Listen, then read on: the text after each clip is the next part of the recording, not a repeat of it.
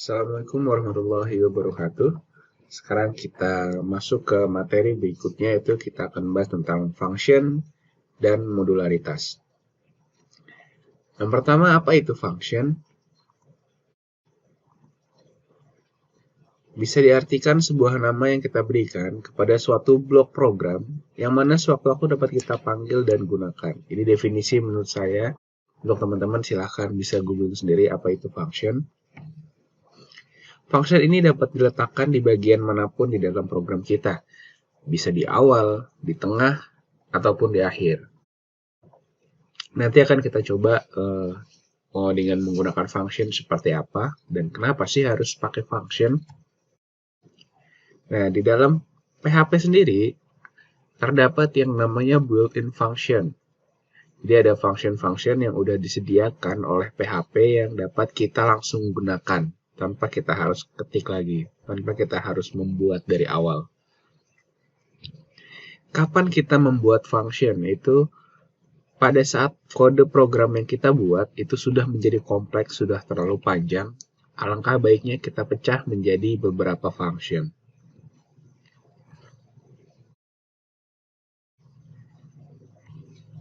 Dan yang terpenting dari penggunaan function adalah don't repeat yourself. Jadi buat fungsi yang bisa dipakai berulang-ulang sehingga akan mempersingkat baris coding yang kita buat. Nah, ini kita masuk ke dalam built-in function. Seperti yang tadi sudah saya jelaskan, yaitu adalah function-function yang udah dibuat oleh PHP sendiri. Yang jelas function ini bisa memudahkan kita dalam membuat suatu program. Di bahasa pemrograman manapun, pasti ada yang namanya built-in function-nya. Kita lihat contohnya, seperti ini, PHP info.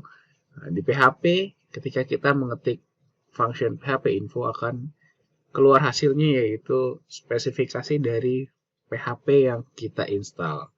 Nanti bisa teman-teman coba sendiri. Contoh lainnya yaitu ini, penggunaan str repeat. Kalau kalian perhatikan, dilihat aja dari namanya, str.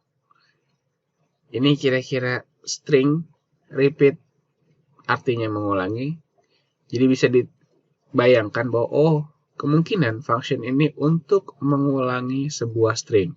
Di sini ada dua parameter, dua argumen. Yang pertama yaitu heap, kemudian parameter kedua diisi dengan angka 2. Kita lihat apa hasilnya. Heap. Nah, function ini berarti gunanya untuk mengulang sebuah kata. Di sini angka 2 maksudnya apa? Diulang sebanyak berapa kali. Oke, kita lihat contoh lainnya lagi. Str to upper.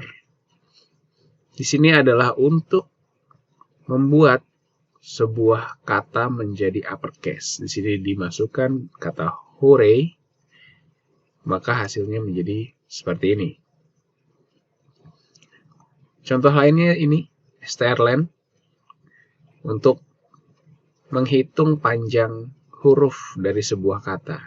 Di input sebuah kata intro, maka hasilnya yaitu 5. Ya, inilah contoh built-in function. Masih banyak ratusan bahkan ribuan mungkinnya built-in function dalam PHP. Nanti kalian akan bertemu dengan itu semua ketika sudah mulai banyak menulis baris program menggunakan bahasa pemrograman PHP. Selanjutnya, bagaimana cara mencari built-in function pada PHP? Sederhananya adalah kita dapat mencarinya menggunakan Google. Kalian tinggal ketik aja function PHP apa yang kalian cari, nanti akan diarahkan ke dalam sebuah alamat. Di sini banyak ya. Kalian bisa contohnya mengambil dari php.net. Seperti apa tampilan di php.net seperti ini. Akan ada penjelasan function itu kegunaannya untuk apa, kemudian jika menggunakan sebuah parameternya yang diharuskan bernilai apa, kemudian ada juga contohnya. Kalian bisa kunjungi sendiri di php.net.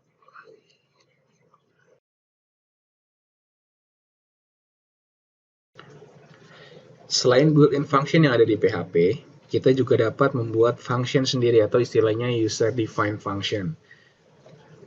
Yang pertama adalah function yang kita buat tanpa menggunakan parameter. Kemudian kita juga bisa membuat function dengan parameter yang nantinya akan diisi argumen. Kemudian ada juga function dengan optional argumen. Jadi argumen dalam parameternya ini ada nilai defaultnya. Jadi jika tidak diisi pun maka program tetap masih bisa berjalan, function masih bisa dipanggil. Nanti akan kita lihat contohnya seperti apa.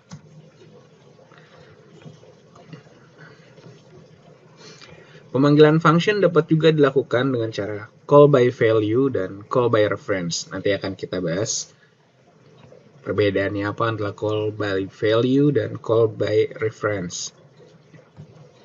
Oke, kita awali dengan membuat function sendiri. Cara membuat function yaitu di dalam PHP menggunakan kata function. Jadi diawali dengan kata function, kemudian diikuti dengan nama functionnya apa yang kita buat. Kemudian kita juga dapat menambahkan parameter jika diperlukan. Blok program di dalam function berada di antara kurung kurawal buka dan kurung kurawal tutup. Seperti ini contohnya. Diawali dengan kata function, spasi, kemudian nama functionnya. Jika tidak menggunakan parameter, langsung dibuat kurung buka tutup di sini. Kemudian kita buat blok program functionnya, diawali dengan kurung kurawal buka. Kemudian kita isi dengan blok programnya. Di sini contohnya function untuk mencetak salam. Jangan lupa ditutup. Bagaimana cara pemanggilan function? Seperti contoh di bawah ini. Ketik nama functionnya, kemudian kurung buka tutup, akhiri dengan titik koma. Ini cara memanggil function di PHP. Di sini dipanggil function sebanyak 3 kali. Salam, salam, salam. Maka yang akan tercetak adalah halo kawan, halo kawan, halo kawan. Ini membuat function sendiri. Di sini kita akan coba membuat function di dalam PHP. Kita akan membuat sebuah function untuk mencetak contohnya biodata misalkan. Saya buat dulu di sini tag PHP-nya. Saya akan membuat sebuah function dengan nama cetak biodata. Oke. Di sini akan tercetak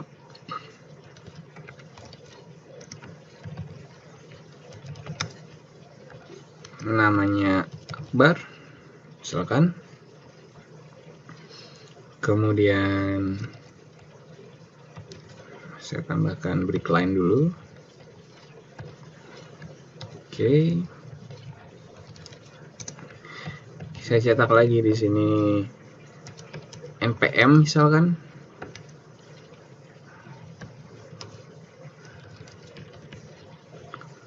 Oke. Seperti ini misalkan.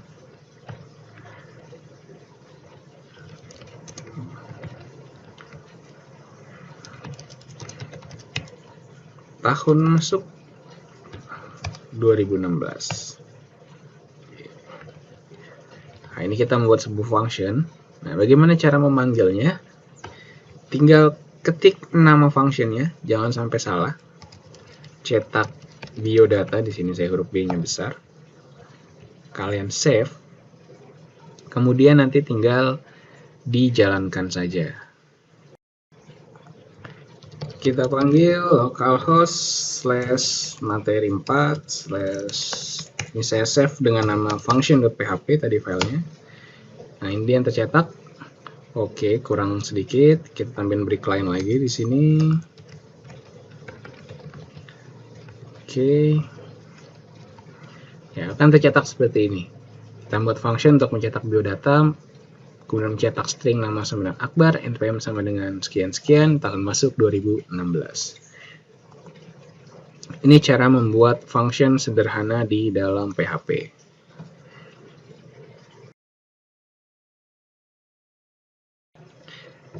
Lanjut, function dengan parameter. Seperti yang sudah dibahas sebelumnya, kita juga bisa membuat function yang berisikan parameter. Parameter ini nanti akan diisikan oleh argumen. Kita lihat contohnya seperti apa. Kita modifikasi dari function yang sebelumnya. Cara menambahkan parameter adalah di antara kurung buka tutup ini kita isi dengan sebuah variabel. Variabel ini kita namakan parameter.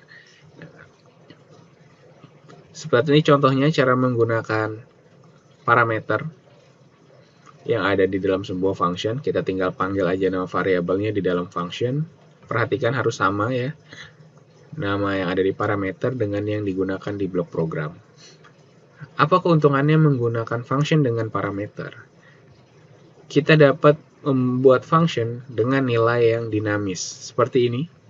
Kita panggil salam ipin, kemudian salam upin. Fungsi salam untuk mencetak kata halo ditambahkan dengan argumen. Argumen adalah isi dari variabel yang ada di sini. Maka ini akan tercetak halo ipin dan halo upin. Ini penggunaan function dengan menggunakan parameter.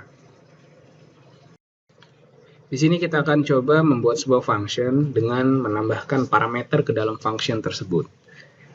Kenapa sih harus ada parameter? Nah, jadi ketika kita ingin mengirim data ke dalam sebuah function, kita butuh menambahkan parameter di dalam function tersebut. Jadi misalkan kita punya function seperti yang tadi, cetak biodata, seperti ini. Nah, bagaimana misalkan saya punya variabel di sini nama, kemudian NPM atau nomor pokok mahasiswa. Oke. Gimana caranya variabel ini dapat dikirim ke dalam function yang ada di sini? Cara cukup mudah. Di sini kita menambahkan saja parameter. Di sini saya kasih perbedaan ya. Parameter nama misalkan dengan parameter npm. Oke. Kita buat di sini cetak namanya adalah ini. Saya tambahkan break line juga. Kemudian cetak npm sama dengan isi dari parameter npm atau argumen npm ini. Saya tambahkan lagi tahun masuk sama dengan 2016. Oke. Jadi ini cara membuat parameternya cukup di dalam kurungnya ini. Kemudian parameternya ini bisa dipanggil di dalam functionnya. Saya isi dulu.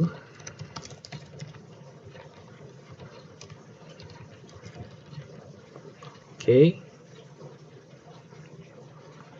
Bagaimana cara memanggilnya? Cara memanggilnya saya panggil di atas saja. Tinggal ketik nama functionnya seperti ini. Kemudian masukkan variabel ini ke dalam parameter function tersebut. Yang pertama kita masukkan nama, kemudian npm. Seperti ini. Selanjutnya kita coba jalankan. Tadi saya memberi nama filenya dengan function param.php. Oke, kita kurang titik koma di sini, kita tambahkan dulu. Oke, akan tercetak seperti ini. Nah, sekarang kita coba ganti isi variabelnya. Saya ganti ceritanya namanya jadi Akbar Sanusi. Kita jalankan lagi. Nah, seperti ini cara menambahkan parameter ke dalam sebuah function. Jadi yang perlu kalian perhatikan, nama parameternya nggak harus sama, nggak wajib sama dengan nama variabel yang dikirim. Ini saya contohkan berbeda penamaannya. Sama pun juga bisa. Jadi misalkan ini saya isi npm di sini. yang juga saya sesuaikan. Apakah masih jalan? Ya, ini masih jalan ya. Itulah cara membuat function dengan parameter. Silahkan kalian berimprovisasi ingin membuat function apa.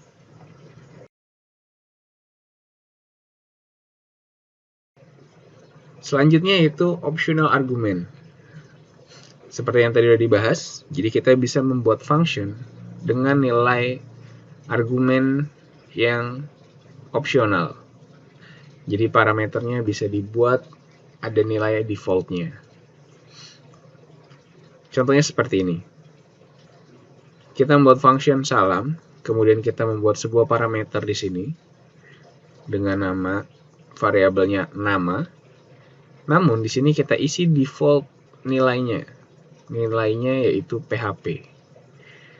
Kemudian blok programnya adalah untuk mencetak kata halo ditambahkan dengan isi parameternya apa.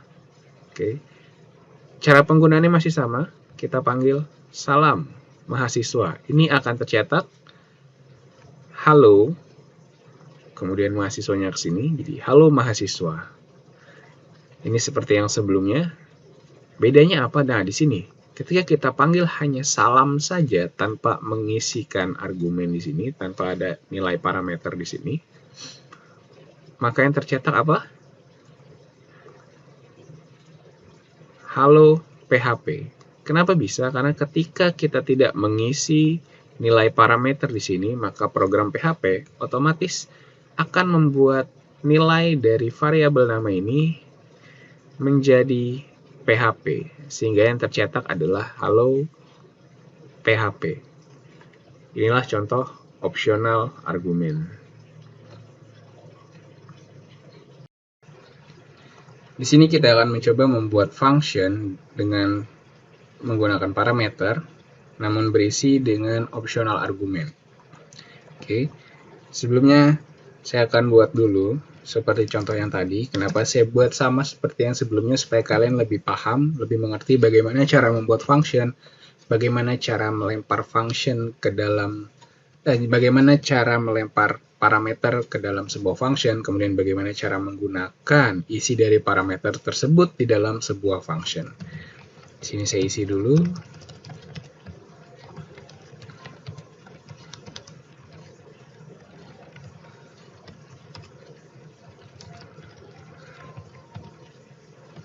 Oke, kemudian saya akan membuat sebuah function dengan nama cetak biodata. Di sini akan berisikan variabel nama, kemudian npm untuk menampung dua variabel ini. Nah, kemudian saya akan membuat satu buah optional argumen, yaitu untuk status. Oke, ceritanya di sini statusnya mahasiswa baru, pindahan, dan lain-lain. Kita pakai dulu isi parameternya dalam function ini. Namanya ini. Oke, kemudian npm-nya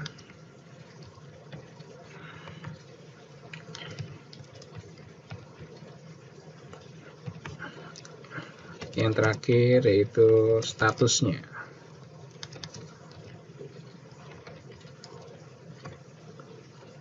Oke. Sekarang kita coba panggil di sini functionnya.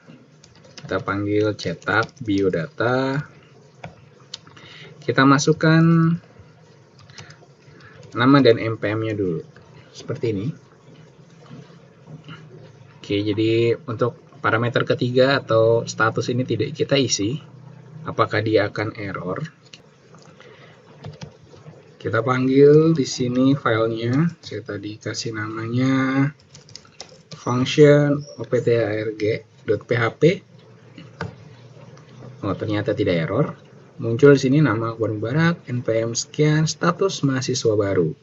Status mahasiswa barunya didapat dari mana? Jika kalian perhatikan di sini ada optional argument. Walaupun di sini tidak terisi, dia akan menggunakan isi yang ini.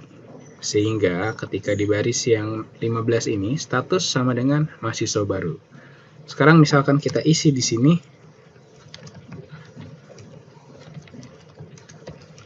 mahasiswa pindahan misalkan. Kita coba refresh. Ya, seperti ini. Jadi ketika kita menambahkan isi untuk parameter yang berstatus optional argumen, maka isinya otomatis tidak menggunakan yang default lagi atau mahasiswa baru, melainkan menggunakan yang kita lempar dari luar function. Oke. Itulah cara penggunaan optional argumen di dalam sebuah function di PHP.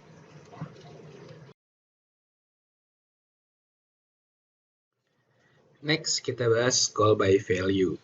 Jadi sebuah function itu bisa mengembalikan sebuah nilai atau return value. Nilai yang dikembalikan itu dapat berupa sebuah bilangan, string, array, objek, dan lain-lain. Seperti contohnya yang di bawah ini, kita membuat sebuah function dengan nama jumlahkan, kemudian di sini ada dua parameter, variabel x dan y, parameter x dan y. Kemudian kita dalam blok program menuliskan sintaks seperti ini. Kita buat variabel hasil. Hasil sama dengan penjumlahan antara parameter x dan y. Kemudian return variabel hasil. Maksudnya apa? Jadi ketika function jumlahkan ini kita panggil, maka function ini akan mengembalikan sebuah nilai, yaitu isi dari variabel hasil, yang mana variabel ini didapatkan dari baris di atasnya, yaitu penjumlahan antara parameter x dan parameter y. Seperti contohnya di bawah, kita buat sebuah baris program echo, hasilnya sama dengan, kemudian kita panggil di sini fungsinya jumlahkan 10,2. Kalian bayangkan 10-nya masuk ke variabel x, 2-nya masuk ke variabel y. Kemudian hasil sama dengan 10 ditambah 2. Sama dengan berapa? 12. Return hasil, kembalikan dari nilai dari 12 yang tadi. Jadi ketika baris ini kita jalankan, hasilnya sama dengan jumlahkan 10,2. Ini akan tercetak. Hasilnya sama dengan 12. Contoh lainnya, kita buat sebuah variabel bil sama dengan 0. Kemudian kita panggil function jumlahkan 9,9. Hasil dari pemanggilan function ini akan ditampung ke dalam sebuah variabel bil. Namun hal ini bisa kita lakukan jika kita mengetik return di dalam sebuah function. Oke, jadi ketika ada return itu nilainya bisa dimasukkan ke dalam sebuah variabel ataupun langsung dijalankan operasi seperti yang di atas. Oke, lanjut. Di sini kita cetak hasilnya sama dengan isi dari variabel bil atau dari jumlahkan 9,9. Kita bayangkan ke sini, 9 yang ini masuk ke x, 9 yang ini masuk ke y. Hasil sama dengan 9 ditambah 9 sama dengan 18. Maka nilai ini pasti akan menghasilkan 18. Kita lihat, ya, hasilnya sama dengan 18. Jadi kalian harus bisa membayangkan variabel ini masuk ke parameter yang mana, ini pun juga kemudian kalian bayangkan di dalam blok program seperti apa jalannya.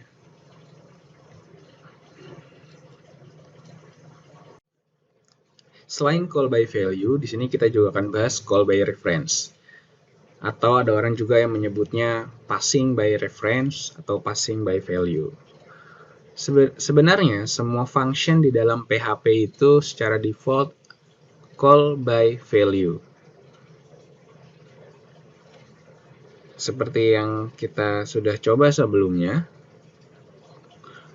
sebuah function dapat mengembalikan sebuah nilai dengan kita tambahkan dengan kata return. Namun di PHP kita juga bisa dapat merubah sebuah nilai yang dimasukkan ke dalam sebuah function, yaitu parameter tersebut. Nilainya dapat berubah di dalam sebuah function, kemudian mempengaruhi nilai dari baris program yang ada di luar function tersebut. Kita langsung lihat saja contohnya untuk mempersingkat.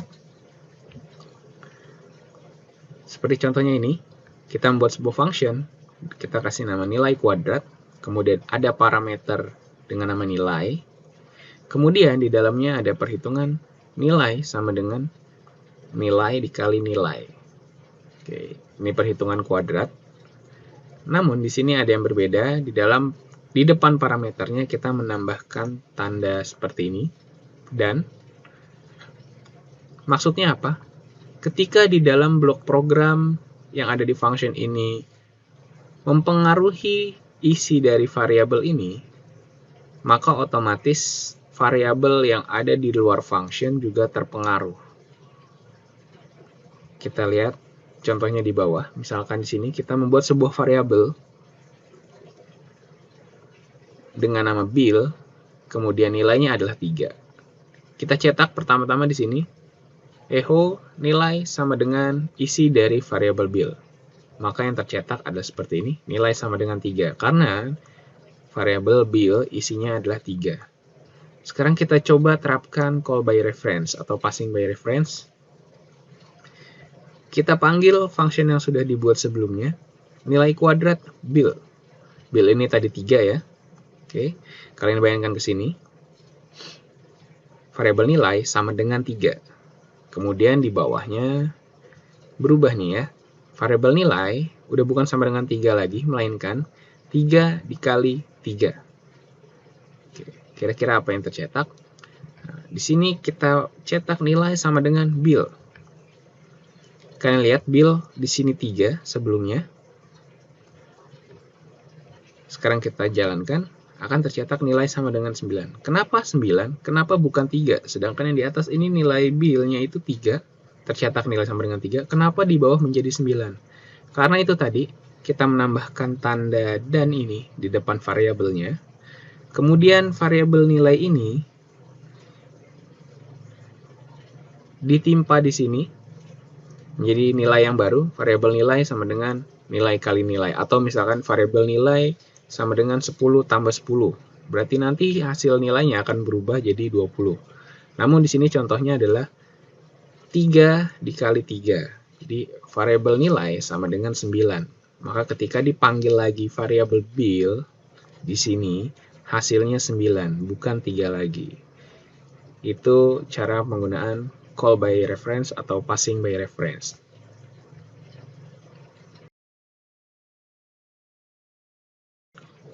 Selanjutnya kita akan bahas tentang modularitas. Apa sih modularitas?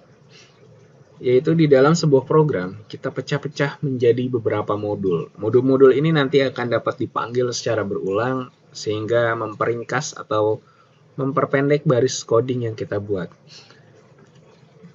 Program yang baik yaitu dipecah menjadi modul-modul, sehingga dalam sebuah program, dalam sebuah file program, tidak menumpuk terlalu banyak baris, sehingga filenya dapat kita pecah-pecah. Kemudian reusable juga. Itulah konsep dari modularitas. Kalau di PHP berarti kita menyisipkan file atau modul ke dalam file lainnya. Seperti apa ya? Kita lihat saja. Oke, bagaimana caranya untuk membuat modularitas di dalam PHP? Yang pertama, kita menggunakan function include. Penggunaannya seperti ini. Include spasi, kemudian nama filenya, nama file PHP-nya, atau include diikuti dengan kurung buka tutup. Dan tidak lupa nama filenya. Yang pertama kita menggunakan include. Selain include, ada lagi yang lain. Require. Penggunaannya pun juga sama. Require spasi nama filenya, atau require di dalam kurung buka tutupnya ada nama filenya. Ada lagi nggak? Ada. Apalagi include once. Di sini pakai underscore ya. Cara penggunaannya pun sama. Include once spasi nama filenya. Kalau ada include once berarti ada ya require once. Penggunaannya sama juga seperti ini ya. Nanti akan kita bahas satu-satu apa aja sih perbedaan dari include, require, include once, dan require once. Apakah sama aja atau ada bedanya? Akan kita lihat selanjutnya. Yang pertama kita bahas yaitu include. Oke. Saya contohkan seperti ini. Ada sebuah file dengan nama index.php. Isi filenya seperti ini, ada tag HTML-nya, kemudian ada unordered list di sini, list latihan, ada hello world, variable, object, dan lain sebagainya. Jadi ada dalam sebuah file HTML ada unordered list berisi list file latihan. Nah, bagaimana cara membuat ini menjadi modular dengan menggunakan include? Caranya adalah dengan memisahkan baris program yang dapat kita kelompokkan khusus. Di sini kita pecah menjadi ada file index.php-nya tetap. Kemudian jika kalian perhatikan di sini ada list latihan. Nah, di sini kita pecah menjadi modul tersendiri dan diberi nama list.php. Cara memecahnya seperti apa? Yang pertama adalah list latihan ini di dalam body kita buang atau kita cut dulu. Kita buat file baru nantinya. Kemudian di dalam index.php kita panggil include list.php. Karena list latihan ini nanti akan kita save ke dalam sebuah file yang kita beri nama dengan nama list.php. Ini dia filenya. Nah, kalau kalian perhatikan, jadi ada dua. Tadinya awalnya satu file namanya index.php saja, kemudian dipecah menjadi dua. Ada index.php dan list.php. List.php isinya hanya seperti ini, hanya tag unordered list dan isi listnya. Kemudian dalam index tag HTML, head, body. Namun di sini kita include atau kita sisipkan file list.php. Seperti ini cara penggunaan include di dalam PHP. Cukup mudah bukan?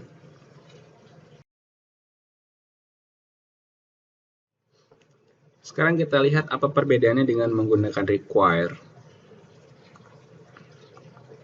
Oke, ini file awalnya sama seperti yang tadi, kita pakai contoh yang sama supaya kalian lebih memahami apa sih perbedaannya, gimana cara menggunakannya. Tadi kita menggunakan include, sekarang kita menggunakan require, menggunakan contoh yang sama. Cara penggunaannya pun tidak jauh berbeda. File ini nantinya akan dipecah menjadi dua, ada yang namanya index.php dan yang satu lagi list.php. Isi index.php sama seperti penggunaan include tadi, hanya saja include-nya kita ganti require. Terus isi list.php-nya masih sama juga, jadi tidak terlihat perbedaan cara penggunaan include dan require. Sama-sama kita pecah, kemudian filenya disisipkan ke dalam file yang lain. Hanya saja yang sebelumnya menggunakan include, di sini menggunakan require.